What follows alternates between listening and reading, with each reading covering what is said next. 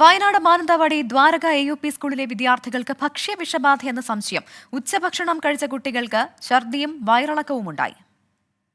ഇവരെ കുട്ടികളെ കൊണ്ടുപോകുമ്പോൾ ഓരോ കുട്ടികൾ 10 മിനിറ്റ് ഓരോ രക്ഷിതാക്കളെ വിളിച്ചിട്ട് ഇവർ വയറുവേദന കുട്ടികളെ വിളിച്ചിട്ടുണ്ട്.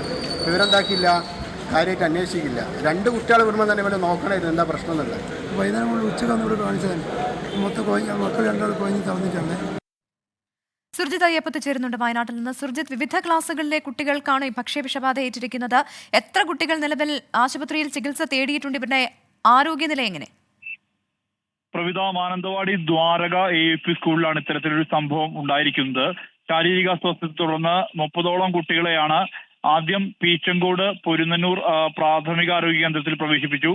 ഇവിടെ നിന്ന് ജീവനക്കാർ കുറവായതിനാൽ തന്നെ എടവക പഞ്ചായത്ത് പ്രസിഡന്റ് ഇടപെട്ടുകൊണ്ട് മറ്റ് ആതുരാലയങ്ങളിൽ നിന്നുള്ള ജീവനക്കാരെ എത്തിച്ചാണ് പരിശോധന സൗകര്യം ഒരുക്കിയത്. ഇതിനുശേഷമാണ് ഇപ്പോൾ മാനന്തവാടി മെഡിക്കൽ കോളേജിലേക്ക് കുട്ടികളെ മാറ്റിയിരിക്കുന്നത്. ഈ ഭക്ഷ്യവിഷബാധയാണ് എന്ന സംശയമാണുള്ളത്. ഇന്നലെ ഉച്ചഭക്ഷണം കഴിച്ചിരുന്നു കുട്ടികൾ. ഉച്ചഭക്ഷണം ചോറും സാമ്പാറും മുട്ടയും അതോടൊപ്പം തന്നെ വാഴയ്ക്ക തോരനുമായിരുന്നു കുട്ടികൾ കഴിച്ചിരുന്നത്. ഇതിൽ നിന്നാണോ ഭക്ഷ്യവിഷബാധ ഏറ്റതെന്നുള്ള സംശയമുണ്ട്. മാത്രമല്ല, മിനിഞ്ഞാന്ന് തൈരും പൊതുവായി വിളമ്പിയിരുന്നു. ആ തൈരിൽ നിന്നാണോ എന്നുള്ള സംശയവും നിലനിൽക്കുന്നുണ്ട്. ഇതുമായി ബന്ധപ്പെട്ട അന്വേഷണം നടക്കേണ്ടതുണ്ട്. ഛർദിയും പനിയും അതോടൊപ്പം തന്നെ അസ്വാസ്ഥ്യവും തലവേദനയും ഒക്കെയാണ് കുട്ടികൾ പ്രകടിപ്പിച്ചിട്ടുള്ളത്. ഇവിടെ വയനാട് മാനന്തവാടി ദ്വാരക AUP സ്കൂളിലെ വിദ്യാർത്ഥികൾക്ക് ഭക്ഷ്യവിഷബാധയെന്ന സംശയം. ഉച്ചഭക്ഷണം കഴിച്ച കുട്ടികൾക്കാണ് ഛർദിയും വയറിളക്കവും ഉൾപ്പെടെ ഉണ്ടായത്.